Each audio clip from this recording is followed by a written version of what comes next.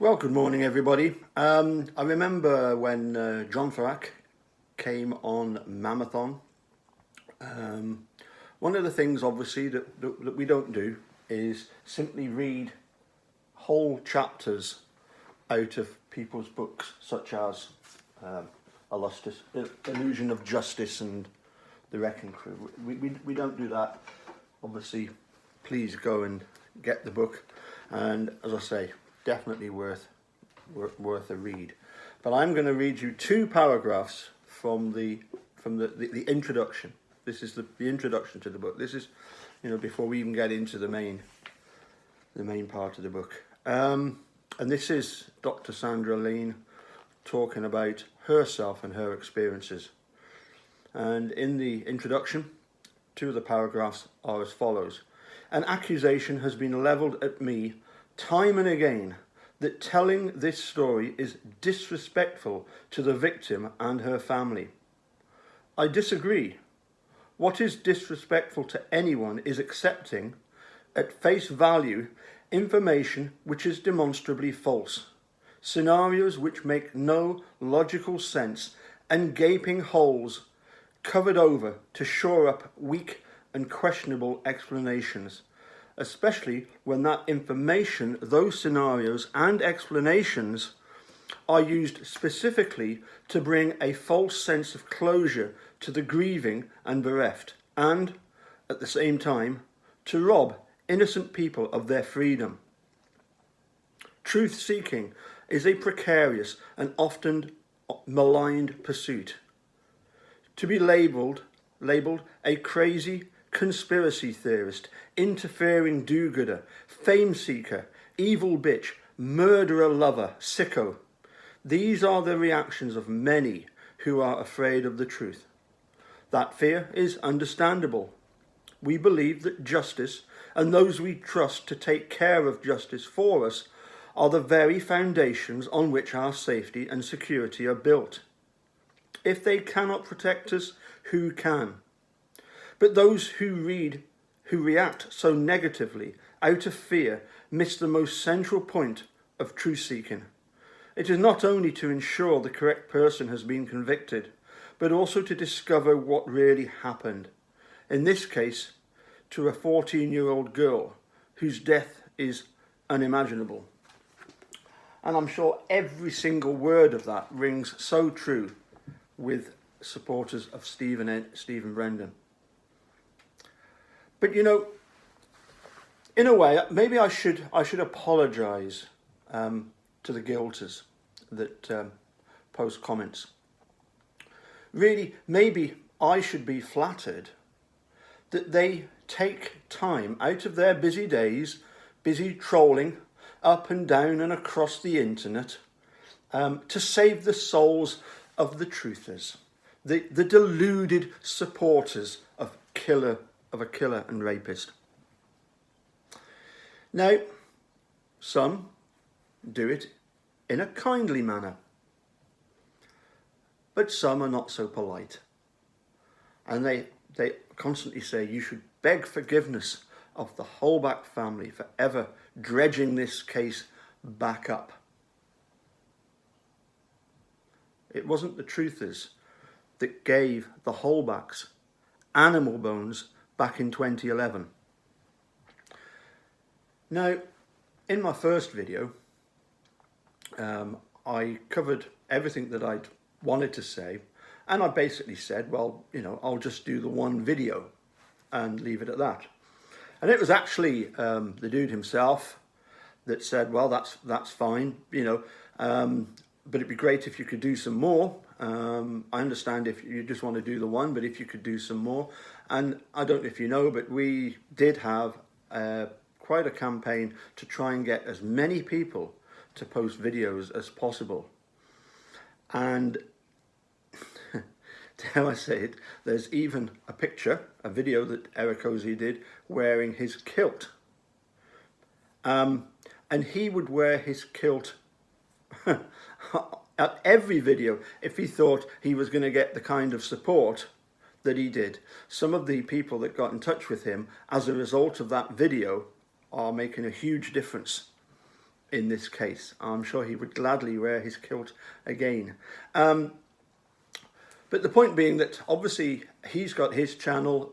It's grown tremendously well, and certainly what I didn't want to do was to sort of tread on his toes in a way. But that actually isn't the case, because we actually support one another. And you know what it is that guilters really want YouTube makers like myself and Eric Ozee to do? They want us to stop. They want us to not carry on. They want us to stop talking about the case. They want the attention on the case to die down. They have no intention whatsoever of going to Kathleen Zellner and trying to answer her 100 questions. That is certainly not on their radar, because that is not what they want. I think it was best summed up at the rally. It was read out a support message from Jerry Buting.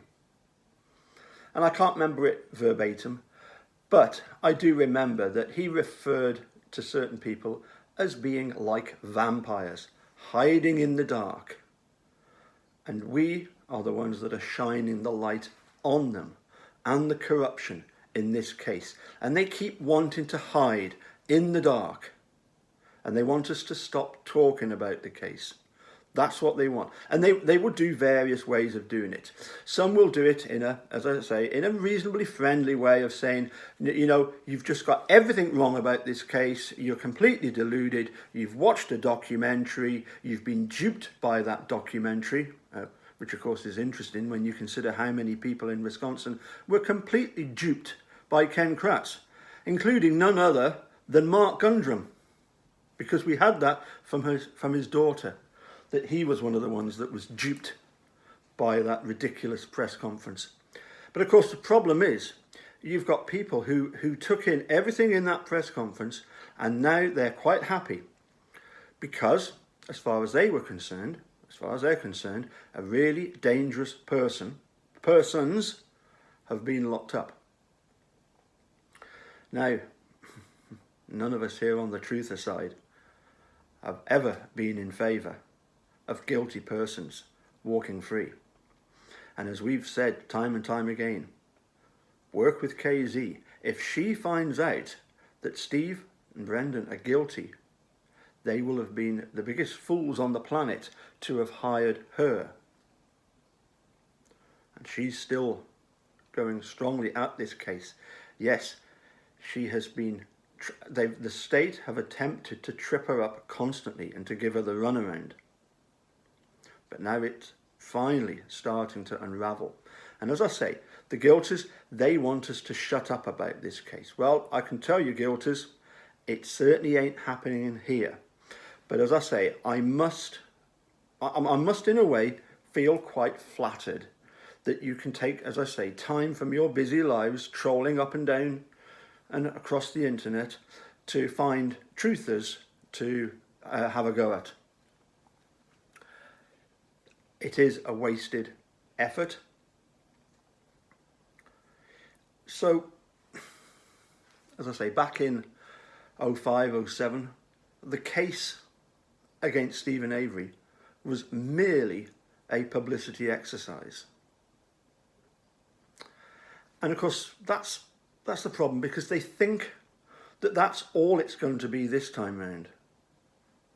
That by trying to convince everybody that, oh, justice was served, it was a professional investigation. You know, that's one of the most laughable things I ever heard from both Wiegert and Herman. A professional investigation. You are a pair of... Exactly, if you think that was a professional investigation. This time round,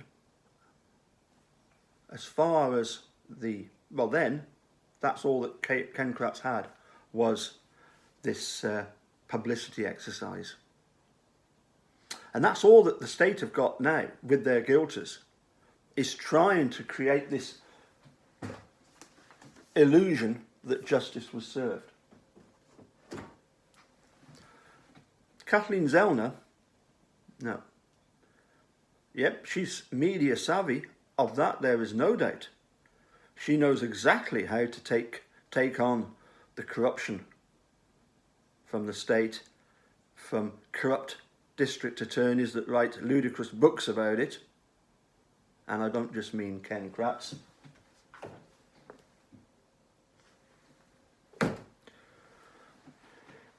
No, she's got experts. This case will not be decided by public opinion this time. This case will be decided by experts in a court of law, the way it should have been decided the first time round. Anyway, rant over for today. Catch you again soon. Bye for now.